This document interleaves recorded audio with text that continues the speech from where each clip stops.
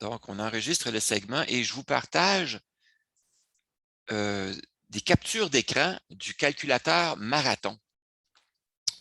Il s'agit d'un fichier PDF qui est fait avec les onglets de Marathon ou qui vous en présente une bonne partie. Alors, voici le calculateur Marathon a une page d'accueil, si vous voulez, ou un onglet d'accueil qui contient la liste des onglets. Alors, il y a un onglet Introduction, un onglet Scénario de retraite, Période de retraite, Budget, Besoins particuliers, ensuite Impôt fédéral, Impôt provincial, Biens immobiliers, Placement, Décaissement, Synthèse, Graphique, Comparaison et Référence. Alors, c'est l'ensemble des onglets de Marathon. Je vais vous présenter sommairement le calculateur Marathon. On va le faire de façon plus précise au moment où on va faire la formation sur l'outil lui-même. On va y aller de façon plus pas à pas, si vous voulez. Pour l'instant, ce que je souhaite, c'est que vous ayez une vue d'ensemble du calculateur et que pour vous aider à comprendre comment c'est articulé sans plus. Alors, premier élément que vous voyez, c'est une capture d'écran de l'onglet Scénario de retraite dans lequel vous allez avoir à décrire votre scénario de retraite. Et comme dans les autres outils que j'ai préparés, le code de couleur est intéressant et facilitant. Les cellules qui sont en surligné orangé, ce sont des cellules dans lesquelles vous inscrivez vos données. Les cellules qui sont en gris, ce sont des cellules dans lesquelles il y a des formules qui calculent des données provenant des cellules que vous avez entrées. Alors, dans votre scénario de retraite, vous aurez à inscrire le début de votre prévision de retraite, l'année, l'âge, votre espérance de vie. Vous aurez aussi à inscrire le taux d'inflation annuel moyen passé et prévu. Et ça, on va voir comment le faire.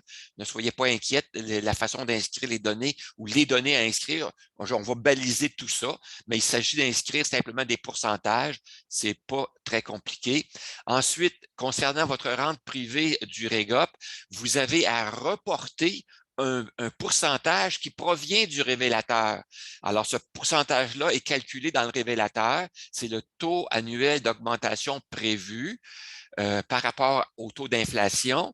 Et ce pourcentage-là est inscrit dans un onglet, une cellule en particulier. Vous allez simplement le reporter. Ce qui est calculé dans le révélateur, vous le reportez ici, c'est tout. Et ce pourcentage-là va être réutilisé plus tard dans Marathon. L'onglet période, c'est le même onglet, si vous voulez, ou la même présentation que l'onglet période du calculateur Résido. Alors, normalement, vous devriez utiliser les mêmes périodes à la fois dans Résido, à la fois dans Marathon. Alors, ça devrait être les mêmes éléments qui sont ici. Et la première année, si possible, et c'est une exigence pour avoir de la précision, la première année de votre retraite ou de votre prévision doit être une année pour laquelle vous avez tous vos chiffres pour l'année complète. Exemple, si vous dites, moi, ma première année de prévision, c'est l'année 2018, il faut que pour l'année 2018, vous ayez vos vrais chiffres, vos vrais revenus, vos vraies dépenses, vos vrais soldes pour chacun de vos types de comptes, là, REER, SELI et épargne non enregistrée, la valeur de votre maison pour l'année 2018. Si vous n'avez pas ces chiffres-là, il faut vous les procurer. Là. Si vous n'êtes pas capable de vous les procurer, vous devrez retarder le début de votre prévision à la première année où vous êtes capable d'avoir ces chiffres-là.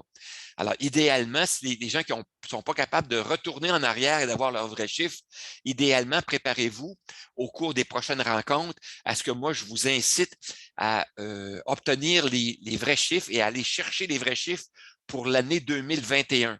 Vous êtes capable de le faire, je vais vous montrer comment, mais au moins, ce sera l'année 2021 avec laquelle vous partirez votre planification financière de retraite. Ensuite, l'onglet Besoins particuliers, c'est un onglet qui va vous permettre d'inscrire les dépenses particulières que vous prévoyez faire au cours de la retraite. Et vous pourrez les échelonner selon les années. Je vais vous agrandir un peu la taille des caractères pour que vous puissiez mieux voir si c'est possible. Oui, je pourrais vous augmenter la taille des caractères comme ça, je crois. Oui.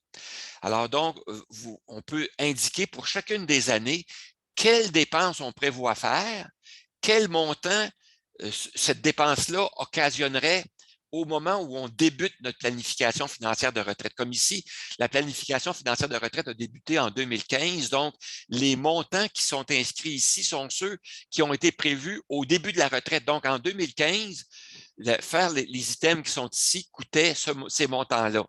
Alors, en 2015, on avait prévu ici faire la réfection de la toiture des soffites et des gouttières en 2020 et on avait estimé la dépense en 2015, on l'avait estimé à 11 000 $. Et vous allez voir que ce montant-là, Marathon va l'indexer en 2020, lorsqu'il va être utilisé dans le budget, il va être indexé correctement à partir du montant qui aurait été prévu en 2015. Il va être indexé au montant de 2020. Alors, chacune des dépenses que vous prévoyez faire, vous les énumérez et vous en faites une prévision. Et vous avez deux types de besoins que vous pouvez établir. Les besoins essentiels et les besoins optionnels. Alors, si vous voyez qu'il y a des choses qui c'est plus, si vous avez les moyens, vous allez le faire, bien, vous pourrez à ce moment-là mettre ça dans la colonne optionnelle. Alors, exemple ici, dans ce cas-ci, en 2016, optionnel, la thermopompe, 7 500 $. Alors, si on a l'argent, on va le faire. Si on n'a pas l'argent, on ne le fait pas. Alors, c'est un petit peu comme ça que ça fonctionne. Voilà. Et cet onglet-là, vous voyez que l'ensemble des dépenses prévues, qui ont été des dépenses des besoins essentiels et optionnels, totalise 357 000 $ pour l'ensemble de la retraite.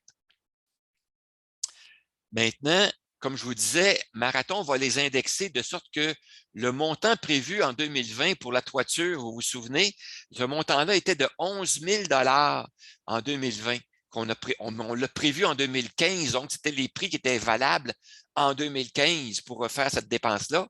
Et Marathon va l'indexer de sorte que, rendu en 2020, il va être indexé à 1 388 $. Et c'est donc ce montant-là qui va être reporté dans le budget en 2020, dans le budget de Marathon en 2020. Alors, vous voyez comment ça fonctionne. Et le total des dépenses, une fois indexé, représente 434 000 $. Alors, c'est important de les prévoir, ces besoins-là. Il y a beaucoup de planificateurs financiers là, qui n'offrent pas la possibilité aux gens d'inscrire dans leur planification financière de retraite des besoins particuliers. Mais vous voyez que c'est quand même très important. Alors, si on fait l'exercice, là, c'est quelque chose de ne pas négliger. C'est pour ça que cet aspect-là, moi, juste pour ça, là, vous avez un plus avec Marathon, plutôt qu'un calculateur d'un planificateur financier qui ne tient pas compte de ça. Plus de précision. Ensuite, l'onglet suivant, c'est l'onglet budget. Alors, c'est l'onglet budget que Marathon propose et c'est le même que je vais vous proposer d'utiliser la semaine prochaine. Mais ce qui est important que vous sachiez là-dedans, c'est que vous avez en haut de l'onglet une série de lignes qui vont vous permettre d'inscrire des données pour chacune des années de la retraite. Donc, la première année, la deuxième, la troisième, la quatrième, 2015, 2016, 2017 et votre âge. 62, 63, 64. Donc, tout ça va être reporté de façon automatique depuis votre scénario de retraite, depuis l'onglet scénario et période, tout ça va être reporté. Et vous pourrez inscrire dans les colonnes en orangé 2 montants pour chacune des lignes. Alors, vous avez des catégories pour et des postes budgétaires pour les revenus et plus bas pour les dépenses. Mais pour chacune des lignes, vous pouvez inscrire un taux d'augmentation annuel et un montant pour la première année de votre prévision. Et ce montant-là, comme je vous disais, c'est important que ce soit un montant réel qui correspond à vos vrais revenus, à vos vraies dépenses plus tard, un peu plus bas. Alors, c'est ça qui va assurer la précision de tous les calculs si vous inscrivez les vrais chiffres. Pour avoir les vrais chiffres, il faut les avoir déjà compilés. C'est pour ça que Marathon, la première année, il faut que ce soit une année pour laquelle vous avez toutes les données financières parfaites, complètes au 31 décembre. Alors, c'est ça qu'il faut faire en sorte que ça va déterminer votre première année de prévision. Donc, vous avez l'espace pour inscrire tous les revenus par catégorie. Et ces catégories ou ces postes budgétaires-là sont aussi les mêmes que ceux qu'on retrouve dans la déclaration d'impôt. Alors, donc, ça va être facile de faire le lien avec la déclaration d'impôt. Vous voyez que pour la pension du REGOP, le pourcentage de 0,52 est en gris et non pas en orangé. Pourquoi? Parce qu'il est reporté depuis l'onglet Scénario dans lequel on l'a inscrit. On l'a inscrit à ce moment-là, 0,52. Les sommes, les montants qui sont en grisé, ce sont des montants qui sont calculés automatiquement par Marathon. Donc, vous voyez que le montant imposable des dividendes, il est calculé automatiquement par Marathon et ça correspond aux montants là, qui sont calculés là, avec l'onglet Impôts. Les revenus d'intérêt sur placement, les gains en capital, tout ça, c'est calculé automatiquement. Et vous avez le total de vos revenus imposables, plusieurs sous-totaux, si vous voulez, total des retraits, des placements, etc. Ensuite, vous avez des sections pour les dépenses. Alors, les dépenses sont par catégorie budgétaire et ensuite, pour chacune des catégories, vous avez des postes budgétaires. Alors, tout est numéré comme ça. Vous en avez plusieurs. Et une chose qui est intéressante avec Marathon, étant donné qu'on fait ça sur Excel, c'est qu'à chaque année, lorsque vous avez vos vrais chiffres au 31 décembre, vous pouvez les mettre à jour. Alors, si, par exemple, vous aviez prévu un montant total pour votre déneigement à l'année 2000, à la deuxième année 2016, si vous aviez prévu un montant de 510, mais finalement, l'entrepreneur a augmenté ses taux plus que 2 puis la facture que vous avez eue pour votre déneigement, c'est plutôt 550 bien, vous pourrez mettre à jour ces montants-là et une fois que vous les mettez à jour en surpassant la formule de calcul de l'indexation, vous voyez qu'entre 500 qui était inscrit et 510, il y a 2 de différence et donc l'indexation qui a été calculée automatiquement par Marathon. Alors, si au résultat, à la fin de la deuxième année, à la fin de 2016, vous constatez que le total payé n'est pas 510, mais plutôt 550, bien, vous pourrez remplacer la formule par le vrai montant. Et lorsque vous l'aurez remplacé, moi, je vais vous indiquer, je vais vous suggérer de mettre cette cellule-là en jaune pour indiquer que ce n'est plus une formule, c'est maintenant un montant fixe que vous avez remplacé, qui a été mis à jour. Alors, vous pourrez faire votre mise à jour annuelle comme ça pour chacune des dépenses, si vous le voulez, ou seulement par catégorie. Alors, pour l'ensemble de la catégorie, tout simplement. C'est vous qui allez décider le niveau de détail avec lequel vous voulez faire votre mise à jour. Mais pour la première année, c'est important de bien ventiler chacun des postes budgétaires. Comme ça, vous allez partir avec les vraies données, les vrais chiffres. Et Marathon va vous calculer ça là, pour l'ensemble des catégories. Il fait le sous-total pour chacune des catégories et il vous calcule aussi là, les dépenses qui sont reliées au budget de projet, comme les besoins qu'on a vus tantôt, les besoins particuliers. Vous voyez que pour l'année 2020, le montant là, qui est ici, 12 388, correspond au montant de 11 000 qu'on avait prévu pour la réfection de la toiture. Alors, vous voyez qu'il a été reporté automatiquement au bon endroit et indexé. Alors, vous voyez, vous avez plusieurs catégories comme ça et Marathon va vous calculer l'ensemble des éléments. Là, il va vous calculer le total de vos dépenses. Il va vous calculer l'impôt à payer fédéral et provincial. Il va aussi calculer le taux marginal d'imposition fédéral-provincial et le taux d'imposition moyen ou effectif. Il va aussi vous calculer la récupération de la PSV. Vous savez que lorsqu'on a des revenus imposables supérieurs au seuil déterminé par Revenu Canada, l'Agence de revenus du Canada, eh bien, à ce moment-là, on doit rembourser notre PSV. Elle va être récupérée à même notre impôt à payer, à même notre déclaration d'impôt. Donc, Marathon va vous calculer si vous devez retourner une partie de votre PSV, il va vous calculer le montant. Ici, pour cette année-là, on prévoit qu'on va devoir retourner dans notre déclaration d'impôt un montant de 2 996 en récupération de la PSV parce qu'on a gagné trop de revenus imposables par rapport au seuil qui était établi par l'Agence de revenus du Canada. Ensuite, on a les priorités. L'ensemble de nos dépenses va aussi être segmenté sous forme de dépenses essentielles et dépenses optionnelles, de sorte que ça vous donne la proportion de votre marge de manœuvre, ce que vous pouvez couper en dépenses optionnelles. Si jamais il vous manque de sous, ben, vous vous dites, ben, vous avez une marge de manœuvre ici de 27 que vous pouvez utiliser pour réduire votre train de vie, si vous voulez, à partir de vos dépenses optionnelles.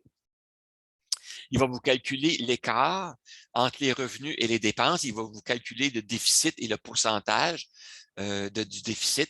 Alors, vous voyez que dans ce cas-ci, on a un surplus la première année, mais toutes les années suivantes, on a des déficits. D'où l'idée qu'à chaque année, on décaisse de l'argent à partir de nos comptes de placement à chaque année, de façon à pouvoir maintenir notre train de vie. Dans ce cas-ci, c'est comme ça que ça fonctionnait. Et il vous indique que nos revenus étaient suffisants pendant une année et pendant 28 années, on a dû débourser ou décaisser des sommes à partir de nos placements. L'onglet suivant, c'est l'onglet d'impôt. Donc, l'onglet d'impôt reproduit la nomenclature des déclarations d'impôt, autant au fédéral qu'au provincial, avec les numéros de ligne qui étaient en vigueur avant 2019, de sorte que vous aurez pas beaucoup de calculs à faire. Les calculs vont se faire automatiquement à partir des données qui proviennent des tables d'impôt. Et si jamais, pour une année donnée, les montants qui sont calculés par marathon ne sont pas tout à fait précis et ça arrive parce que les taux d'inflation ne sont jamais c'est jamais des taux moyens, c'est tout le temps des taux un peu différents. Alors, c'est normal que les montants soient un peu ajustés. Alors, vous pouvez ajuster les montants à chaque année au fur et à mesure et lorsque vous avez remplacer un montant par ce qui a été calculé, ben moi, le code que je vous dis, mettez ça en jaune une fois que vous avez modifié le montant pour indiquer qu'il ne s'agit plus d'une formule, mais qu'il s'agit d'un montant qui a été mis à jour et c'est le montant exact. Voilà. Alors, il va vous calculer tous les éléments là, de l'impôt. Vous avez une section, là, le calcul sommaire de l'impôt, et plus bas, vous avez les calculs détaillés de l'impôt. Là, je ne vous ai pas fait imprimer tous les calculs détaillés, mais tous les calculs détaillés sont dans l'onglet fédéral et dans l'onglet provincial. Là. Vous pourrez les voir là, ligne par ligne. Alors, on a la même chose pour l'impôt provincial pour chacune des années. Ensuite, pour ce qui est des biens immobiliers, si vous avez une maison, vous avez un condo, un chalet, vous prévoyez déménager d'une maison vers un condo, alors vous avez la possibilité d'inscrire les données financières relatives aux biens immobiliers. Comme dans ce cas-ci, on a la possibilité d'inscrire jusqu'à 3 biens immobiliers différents, une maison, un condo, un chalet, et vous voyez que la maison est occupée, ici, le début de la possession à l'âge de 62 ans, l'âge de disposition à 70 et oups, à 70 ans, on déménage dans le condo. Alors, vous voyez qu'on quitte la maison et on s'en va dans le condo. Et on va quitter le condo à 80 pour aller dans une RPA. Mais par contre, on avait un chalet. Le chalet, on l'a depuis l'âge de 65 ans et on prévoit le vendre à 75. Alors, vous voyez qu'on peut inscrire toutes les données relatives à 3 biens immobiliers de façon très spécifique. Les périodes, la valeur de la propriété, les taux d'augmentation annuels dans le passé, taux d'augmentation prévus, la valeur lors de la disposition, la marge de négociation, si on a à prévoir, lorsqu'on le vend, on prévoit une marge de négociation. Ensuite, il va vous calculer là, la proportion parce qu'un bien immobilier, on peut l'avoir en copropriété avec son conjoint ou sa conjointe.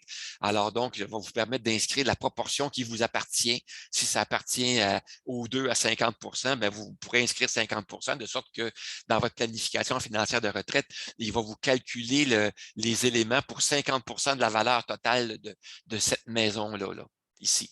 Ensuite, les frais, c'est la même chose. Tous les frais reliés à chacune des propriétés, les frais lors de la disposition du bien, déménagement et tout ça. Ensuite, les transferts. Une fois que la maison a été réglée, le notaire payé, le déménagement payé et tout ça, qu'est-ce qui vous reste? Bien, il va être transféré soit dans le CELI soit dans votre épargne non enregistrée. Alors, vous allez pouvoir choisir de transférer dans un ou dans l'autre compte et le montant maximum que vous pouvez transférer va vous être calculé automatiquement par Marathon.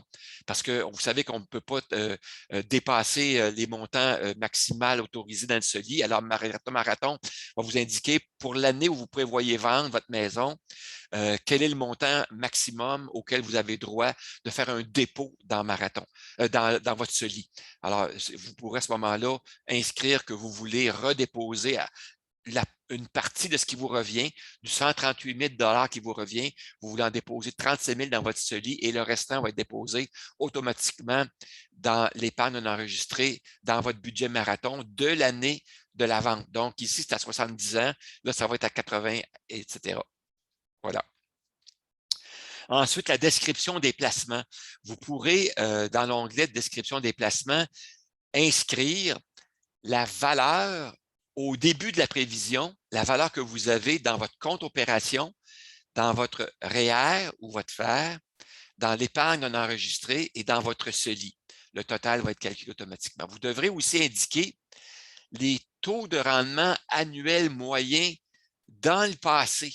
Donc, pour l'épargne, le compte opération, souvent, il n'y a pas de rendement, donc on laisse ça vide.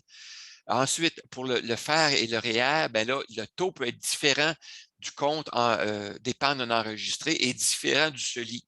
Alors, je vais vous montrer comment faire ces calculs-là. Vous aurez des outils pour le faire et vous n'aurez qu'à reporter le total ici, le montant là, moyen du passé, et vous devrez faire une prévision pour l'avenir. Je vais vous indiquer comment faire cette prévision-là pour l'avenir.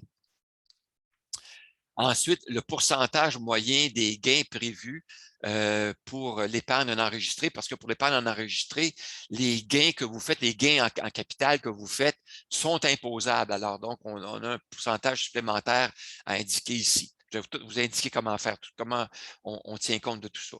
Par la suite, dans Marathon, vous pouvez régler les paramètres de transfert de compte d'un compte à l'autre, les transferts de fonds d'un compte à l'autre.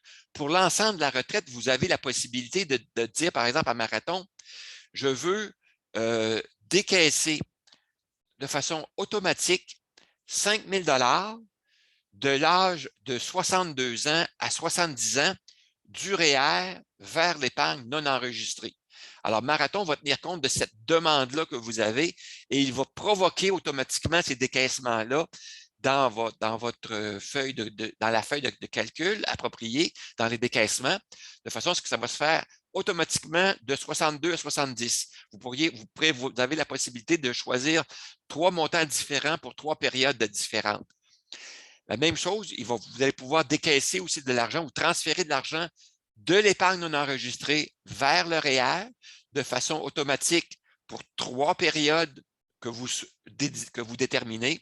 La même chose pour, à partir des comptes opération REER ou épargne non enregistrée vers le CELI, le montant que vous voulez qu'il soit décaissé, de quel âge à quel âge, et il va vous faire les transferts de façon automatique tant et aussi longtemps qu'il reste de l'argent dans le compte. S'il ne reste plus d'argent, il ne peut pas faire le décaissement. Il ne le fera pas. Ensuite, d'autres paramètres de décaissement, vous allez pouvoir indiquer quel est le solde minimum que vous avez l'habitude de conserver dans votre compte opération pour ne pas tomber dans le rouge. Alors, vous déterminez ce montant-là et Marathon va vous faire en sorte, dans les prévisions, de tout le temps laisser ce montant-là disponible comme seuil minimum à conserver à chaque année. Ensuite, l'ordre de décaissement des placements, vous allez pouvoir déterminer à Marathon l'ordre dans lequel vous voulez que les placements soient décaissés au fur et à mesure. Alors, vous choisissez l'ordre et comme je vous disais, l'ordre est important parce qu'il peut vous permettre de prolonger la durée de votre capital. Alors, c'est unique à Marathon et dans mon cas, à moi, ça a été significatif, l'augmentation de la durée du capital en choisissant le meilleur ordre de décaissement. Ensuite, vous aurez aussi la possibilité de déterminer, à chaque fois que vous décaissez un montant de votre REER à chaque année, voulez-vous qu'il décaisse 100% du montant s'il est disponible ou un certain pourcentage, seulement 50%, de façon à ne pas augmenter de façon trop substantielle vos revenus imposables pour ne pas avoir à être pénalisé pour la PSV. Alors, ce sont des éléments qu'on va apprendre à manier dans la formation et vous avez la possibilité de faire un réglage ici pour encore là vous avantager sur le plan de l'impôt. Ensuite, vous allez pouvoir aussi déterminer le pourcentage de vos revenus de placement non enregistrés selon le type de revenu. Alors, dans les placements non enregistrés, on n'est pas imposé de la même façon selon le type de revenu. Alors, vous allez pouvoir déterminer le pourcentage de vos revenus de placement qui sont en revenus d'intérêt et les revenus qui sont en dividendes déterminés. Ça va faire en sorte que les calculs vont être différenciés et l'impôt va être calculé de façon plus précise. Et les gains en capital, il y a une autre façon pour les calculer. Là, je n'ai pas, j'ai pas affiché les éléments ici qui permettent de moduler la façon de calculer le gain en capital, mais il y a des éléments additionnels là, qui sont prévus dans le marathon pour régler ces paramètres-là. Ensuite, vous avez un onglet décaissement qui s'appelle décaissement dans lequel vous voyez en haut de cet onglet-là l'état des résultats en sommaire, si vous voulez. Vous avez une ligne pour indiquer pour chacune des années de la retraite. Vous avez une ligne pour indiquer les revenus bruts qui ont été calculés dans l'onglet budget. Vous avez la ligne de récupération de la PSV qui a été calculée aussi dans l'impôt fédéral. Si jamais c'est le cas, il va vous indiquer le montant qui va être récupéré.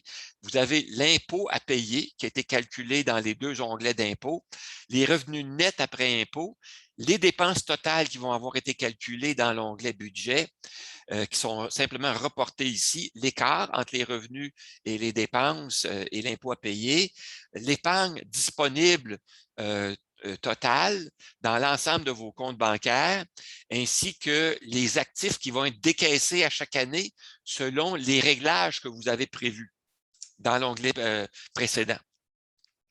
Et vous allez voir aussi les rendements nets sur placement, parce qu'à chaque année, il va y avoir de l'argent qui va rester dans vos comptes et cet argent-là va fructifier selon les taux de rendement que vous allez avoir prévus. Alors, le rendement sur placement va aussi vous être inscrit dans une ligne ici. Et plus bas, vous avez des sections qui vont vous permettre de voir le décaissement de vos actifs prévus à chaque année. Alors, pour chaque année, pour le compte opération, vous avez tout le temps la même ligne. Vous avez l'écart entre le surplus et le déficit.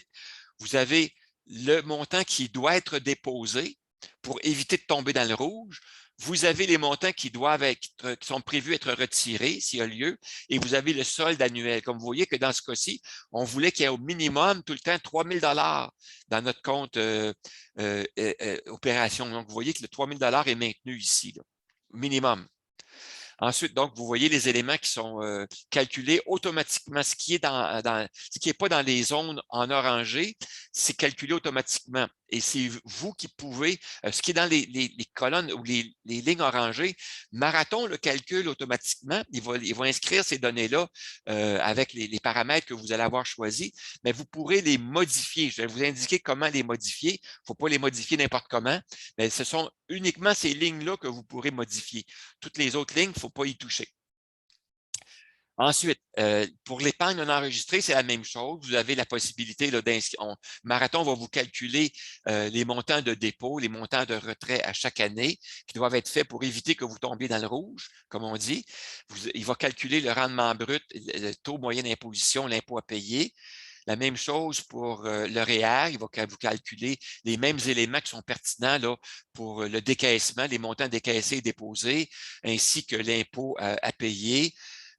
Ici, il y a des décaissements obligatoires à partir de 70 ans, où il y a des décaissements qui sont obligatoires. Vous devez décaisser un certain pourcentage obligatoirement.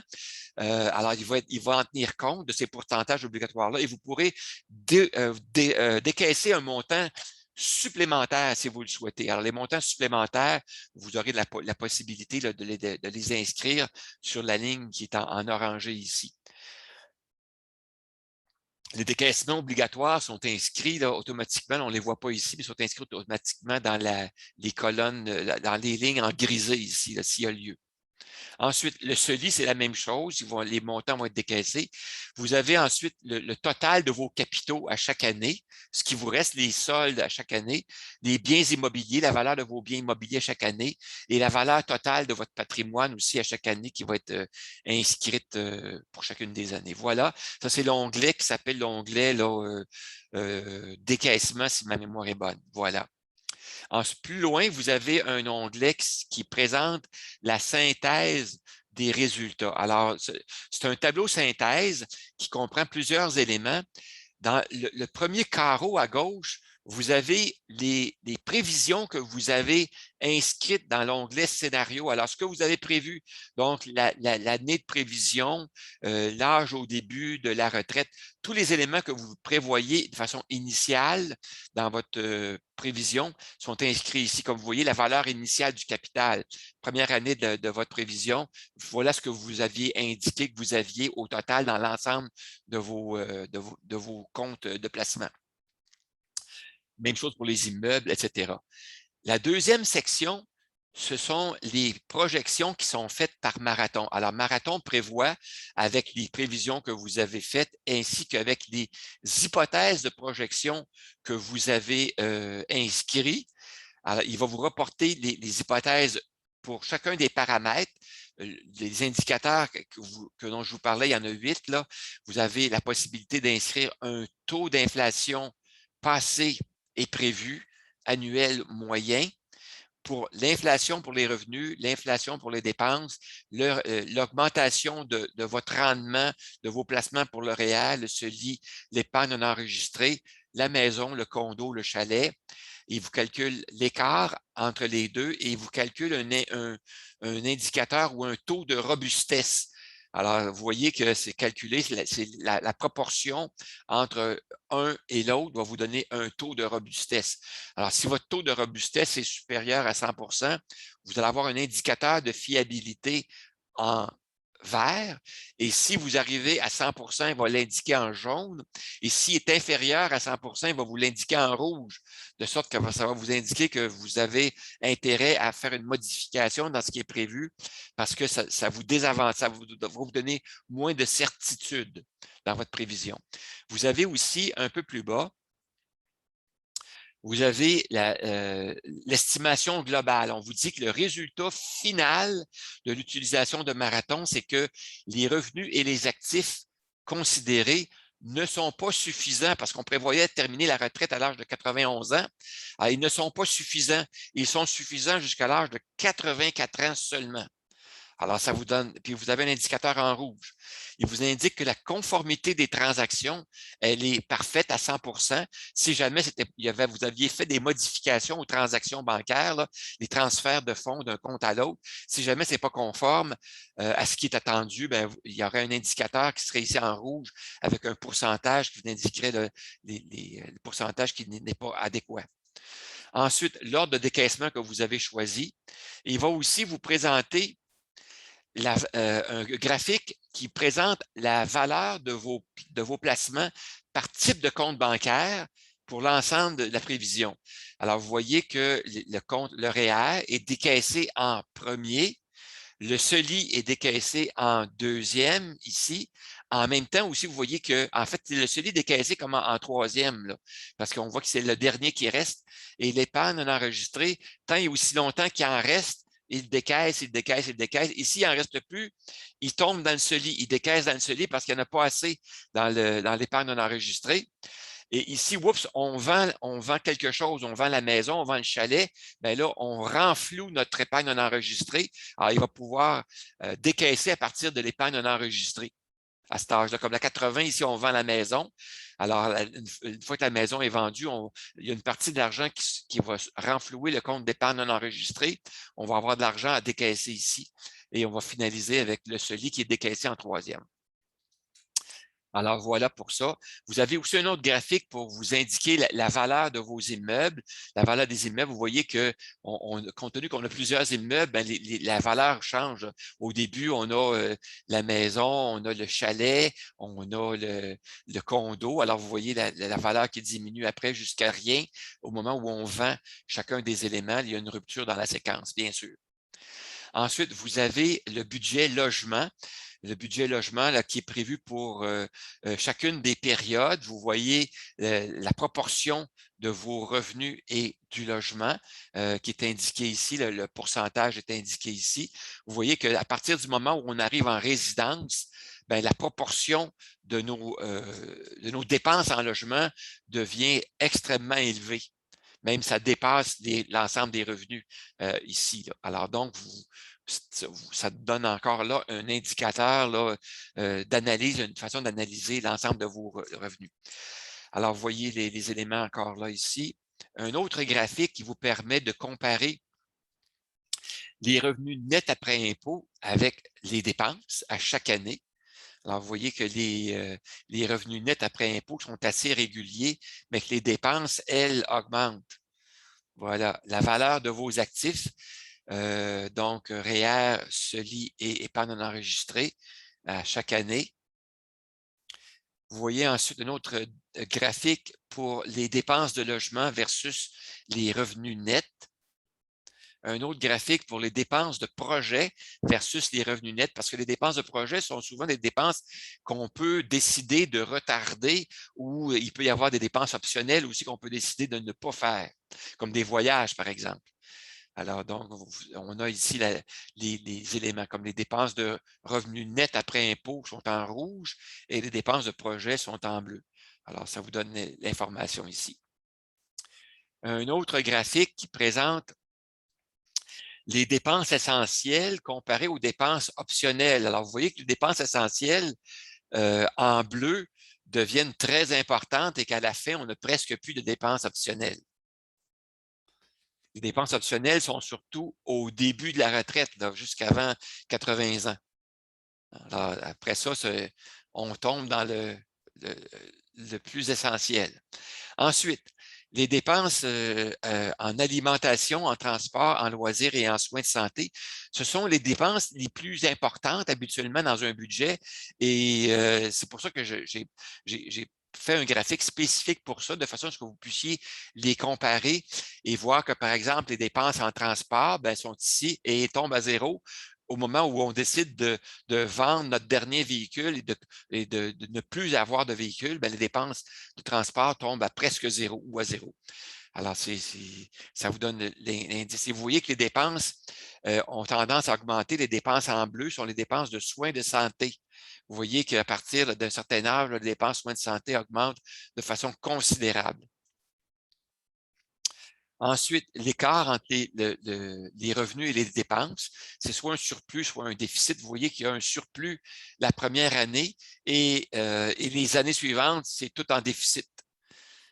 Voilà. L'ordre de décaissement aussi qui est, ça c'est les onglets de comparaison. Alors les onglets de comparaison, comme je vous disais, ça vous permet de préparer des scénarios rapidement et de demander à Marathon de vous calculer les résultats pour plusieurs scénarios. Dans l'onglet de comparaison numéro 1, vous allez faire varier les paramètres qui sont à droite ici. Vous allez faire varier le transfert annuel de fonds d'un compte à l'autre. C'est ça que vous allez faire varier. Et vous allez faire varier vos hypothèses de projection. Et tout le restant va être ce sont des éléments que vous ne ferez pas varier, que vous allez laisser constants pour toutes les prévisions. Et une fois que vous avez réglé les paramètres, vous cliquez sur un bouton pour demander le calcul et Marathon va vous calculer les résultats en tenant compte de ces paramètres-là que vous avez réglés. Il va vous calculer les résultats pour 6 scénarios différents. Il va vous indiquer l'âge à laquelle le capital est épuisé. Vous voyez comme dans les résultats ici, là, pour le scénario 1, l'âge où le capital est épuisé, c'est là que c'est le plus avantageux. Alors donc, vous voyez ça, c'est plus avantageux que le scénario 6 où le capital est épuisé à 79 ans. Vous avez donc la durée des ressources financières, les montants de PSV qui sont récupérés, la valeur léguée, s'il reste de l'argent à léguer à la succession, le capital restant à la dernière année et les besoins financiers lors de la dernière année et le taux de conformité. Alors, c'est ça que ça vous calculez rapidement en cliquant sur un bouton. Vous réglez les paramètres, vous cliquez sur le bouton et Marathon vous calcule ça. La durée des calculs est d'environ 1 minute. Là, vous pouvez partir, il va calculer tout ça et vous affiche les résultats.